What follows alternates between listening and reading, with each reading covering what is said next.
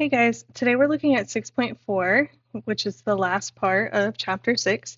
We're going to talk about equations involving inverse trig functions. So we've talked about inverse trig, we talked about solving some trig equations, and now we're going to look at solving equations that are starting with the inverse trig instead of using inverse trig to solve the equation. So before we do that, we're also going to kind of talk about how to find an inverse. So if you have an x and a y, so instead of actually solving for x equals or theta equals some actual value, what would the inverse look like? We talked about inverses back in our algebra class, and so this is really similar to that. What you're going to do is instead of having y equals, you need to change it to x equals. So what we're going to do for this first one, we're going to divide both sides by 3. When I divide both sides by 3, I have y over 3 is equal to the cosine of 2x. And then to get that x by itself, I got to do my inverse cosine. So I'm going to have the inverse cosine of y over 3 is equal to 2x. And then the last thing I need to do to get x by itself is divide both sides by 2. So I would say x is equal to that inverse cosine of y over 3 divided by 2. So you could see it looking like this, or you could also see it as x is equal to 1/2 the inverse cosine of y over 3. But when it says solve this equation for x, this is kind of what it would look like. Let's look at another one. Example 2, same idea, solve it for x. So I'm going to start by adding 1 to both sides. So I have y plus 1 is equal to 4 cosine x. From here, I need to divide both sides by 4. So when I do that, I have y plus 1 all over 4 is equal to cosine x. And I need to take the inverse of both sides to get the x by itself. Now remember, just like in example 1, you could use the -1 exponent to do an inverse, but remember that's not the only way. You could also write it as arc cosine. So I'm going to do that here just so we remember what that looks like. Arc cosine of y plus 1 over 4. Okay, you also could see it as x equals arc cosine of, and then you could have a 1/4 and then the y plus 1. That's just kind of a lot of parentheses, so I personally prefer to write it with the fraction, but you could see it either way. Okay, now let's talk about actually solving for some exact solutions with those inverse trig. In the equation first, inverse trig functions. So if I'm looking at this one, example 3 says solve this for exact solutions. So the first thing I'm going to do is get that arc sine by itself. So I'm going to divide both sides by 2. And you can see that I have the arc sine of x is equal to pi over 2.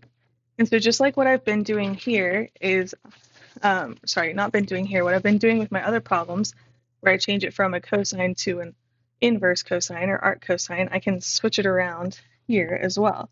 So instead of arc sine of x, I could say x is equal to our normal sine of pi over 2.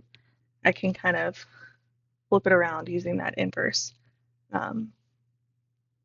trig function we know. So what I'm looking for here is the sine of pi over 2. So I'm going to go and look on my unit circle, and I know that the sine of pi over 2 is 1. So my answer is that x equals 1. And that's it. Since I am going kind of the other way around, I know that pi over 2 is the angle I'm looking at, and there is only one sine value for pi over 2, so I just have one answer here.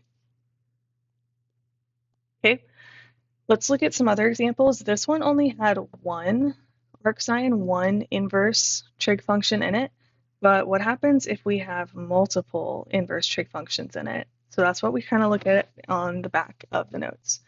So here we have that cosine with the -1, so inverse cosine of x is equal to inverse sine of 1/2. And it says the function is restricted to the interval 0 to pi over 2. So if we're talking about it being restricted to 0 to pi over 2, I'm going to come over here and I'm going to kind of figure out where that would be on my unit circle before I get started. If I'm looking at 0, this would be pi over 2 up here. So I'm looking specifically in quadrant 1. So that's going to help me in a second when I start trying to figure out my answer here a little bit. What I would look at first is I would try and figure out what this inverse sine of 1/2 is. So if I know that I'm in quadrant 1, I'm going to look in quadrant 1, see where do I have a sine of 1/2 in quadrant 1. So in quadrant 1, I have a sine of 1/2 at pi over 6. So I can say that the inverse cosine of x is equal to pi over 6. So I've simplified down that right-hand side. Then from here, I'm going to do the same thing that I just did in example 3, and I'm going to flip it from an inverse trig function to a normal trig function. So instead of inverse cosine of x, I would say x is equal to the cosine of, and then the pi over 6. So now I'm looking for the cosine of pi over 6. Remember, cosine is our x value of the point. So I would say that x is equal to that square root of 3 over 2. And that would be my answer.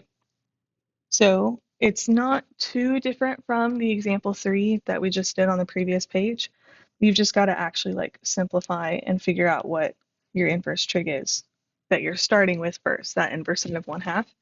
And the interval that they restrict it to is going to help you figure that out. It's going to tell you like what quadrant or what part of the unit circle that you're in. Now, what if we're not on the unit circle? Then what do we do?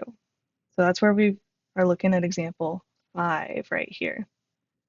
So this one says the inverse cosine of x is equal to the inverse tangent of 21 over 20.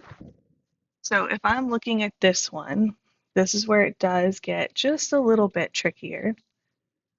So what I'm going to do here is I'm going to get x by itself, I'm going to take the cosine of both sides.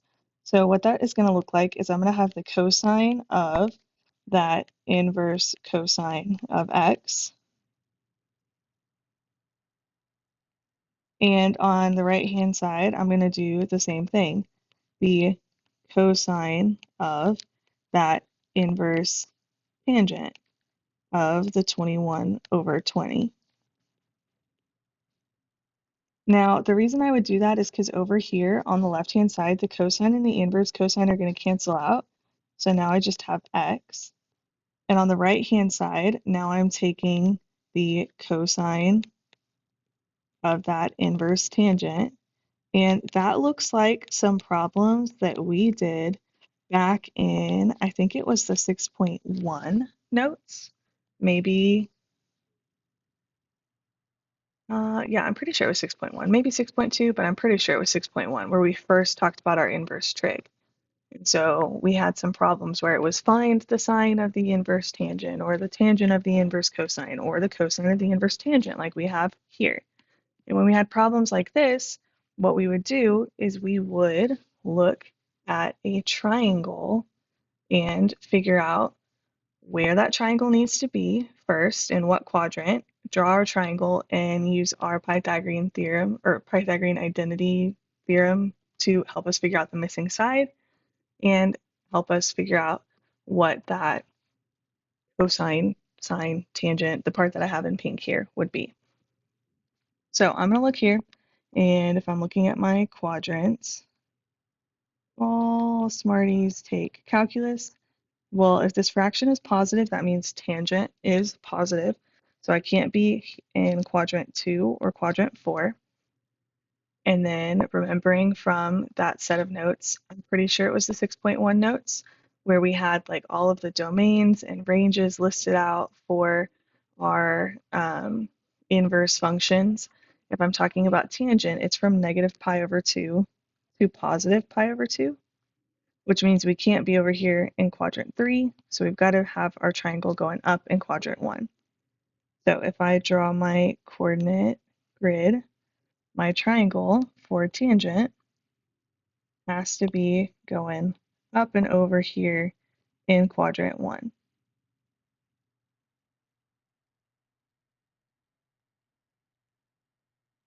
We'll say that this angle is theta.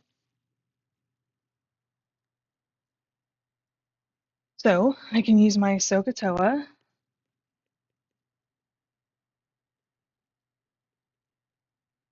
specifically my tangent being opposite over adjacent. So the opposite side would be 21. The adjacent side would be 20. And then I'm going to use my Pythagorean theorem, a squared plus b squared equals c squared, to find that missing side. So 20 squared plus 21 squared is going to equal c squared. Well, 20 squared is 400, and 21 squared is 441. So when I add those together, I get 841. Then I got to take the square root of that.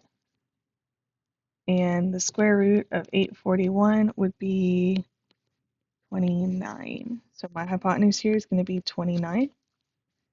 Then what I'm trying to do is I'm trying to find the cosine of it, right?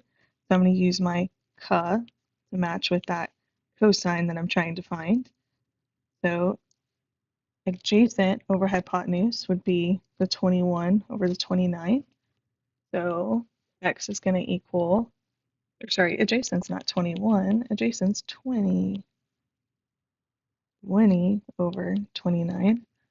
So x would be 20 over 29 when we take the cosine of that triangle. So it's exactly like the problems that we've been doing at the very beginning of the unit, just looks a little different.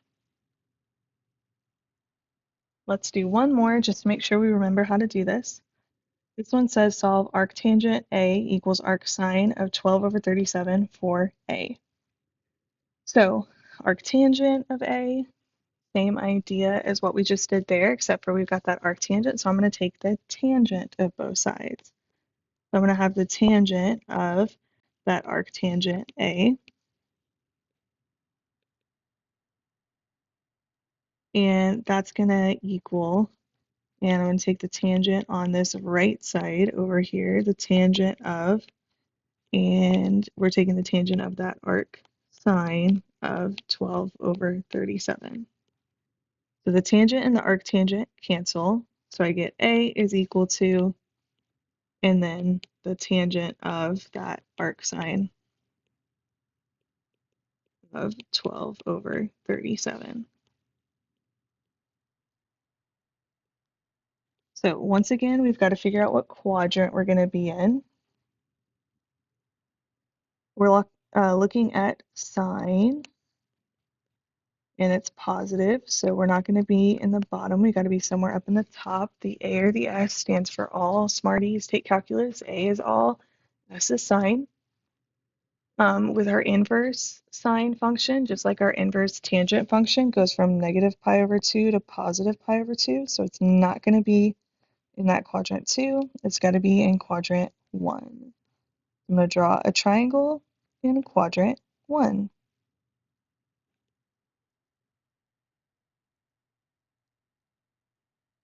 Say theta. Using my SOHCAHTOA. This time we're talking about arc sine, so it's the SO from SOHCAHTOA. So it's opposite over hypotenuse. So the 12 here, the 37 here. And I got to figure out what that missing side is. So I'm going to say 12 squared plus b squared is equal to 37 squared. Well, 12 squared is 144 plus b squared is equal to, well, 37 squared is 1,369. I'm going to subtract 144 from both sides. So b squared is equal to 1,225. And when I take the square root of both sides, the square root of that 1,225 gives me that b is 35. So that's my adjacent side down there. I'm trying to take the tangent. So I'm going to look at TOA.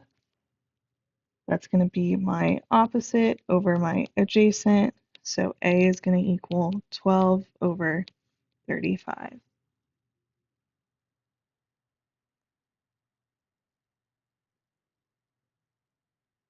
Okay, so that was a quick refresher, these last two questions of kind of what we did at the beginning of the unit.